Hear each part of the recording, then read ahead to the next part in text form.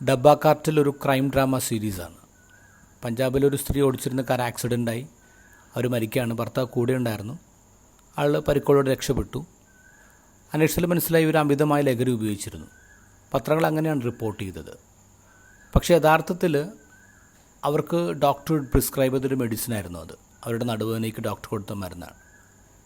പക്ഷേ അത് ഇന്ത്യയിൽ ബാൻ ചെയ്ത ഒരു മരുന്നായിരുന്നു.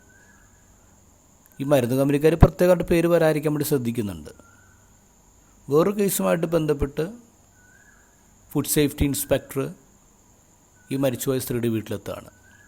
പക്ഷേ ഭർത്താവ് അലർക്കൂടാണ്, ദേഷ്യപ്പെടാണ്. നിങ്ങളെല്ലാവരും കൂടെ എൻ്റെ ഭാര്യയെ ഡ്രഗ് അഡിക്റ്റ് ആക്കിയെന്നൊക്കെ പറഞ്ഞ് അലർക്കൂടാണ്. പക്ഷേ ഇൻസ്പെക്ടർ അങ്ങനെ പോകാൻ ഒരുക്കമായിരുന്നില്ല. ആ മനുഷ്യൻ തൊട്ടപ്പുറത്ത് വീട് വാടകയ്ക്കെടുത്തതിൻ്റെ ടെറസിലാണ് താമസിക്കുന്നത്. ഈ ഭർത്താവ് എല്ലാ ദിവസവും കാണുന്ന ഇയാളുടെ മുഖമാണ്. ഒരാഴ്ച കഴിഞ്ഞപ്പോൾ ഭർത്താവ് ഈ മനുഷ്യൻ്റെ അടുത്ത് വന്നിട്ട് ഇയാൾക്ക് അവൈലബിൾ ആയിട്ടുള്ള എല്ലാ ഇൻഫർമേഷൻസും കൊടുക്കുകയാണ്. ഡോക്ടറിൻ്റെ പേരും ആശുപത്രിയൊക്കെ കൊടുക്കുകയാണ്. എന്നിട്ട് പറയും, നിങ്ങൾ ഇനി എന്നെ ബുദ്ധിമുട്ടിക്കരുത്, ഇവിടുന്ന് പോയി തരണം. അപ്പോൾ ഇൻസ്പെക്ടർ ചോദിക്കും, നിങ്ങളെന്തിനാ എന്നെ സഹായിച്ചേ? അപ്പോൾ അയാൾ പറയും, ഓവർ ടൈം ജോലി ചെയ്യുന്നൊരു സർക്കാർ ഉദ്യോഗസ്ഥനെ ആദ്യമായിട്ടാണ് ഞാൻ ജീവിതത്തിൽ കണ്ടുമുട്ടുന്നത്.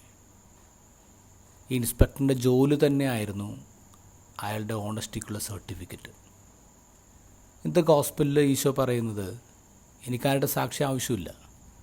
യോഹന്നാൻ എനിക്ക് സാക്ഷി നൽകാൻ വന്നവനാണ്. കത്തി ജ്വലിക്കുന്ന വിളക്കായിരുന്നു അവൻ. പക്ഷെ അതിനേക്കാളും വലിയൊരു സാക്ഷ്യമുണ്ട്. അത് ഞാൻ ചെയ്യുന്ന ജോലി തന്നെയാണ്. പിതാവ് എന്നെ ഏൽപ്പിച്ച ജോലി തന്നെയാണ് എൻ്റെ ഏറ്റവും വലിയ സാക്ഷ്യം. ഒന്ന് ആലോചിച്ച് നോക്കിയേ, നമ്മൾ ചെയ്യുന്ന ജോലി അത് നമ്മുടെ പിതാവിനെ, ദൈവത്തെ വെളിപ്പെടുത്തുന്നുണ്ടോ?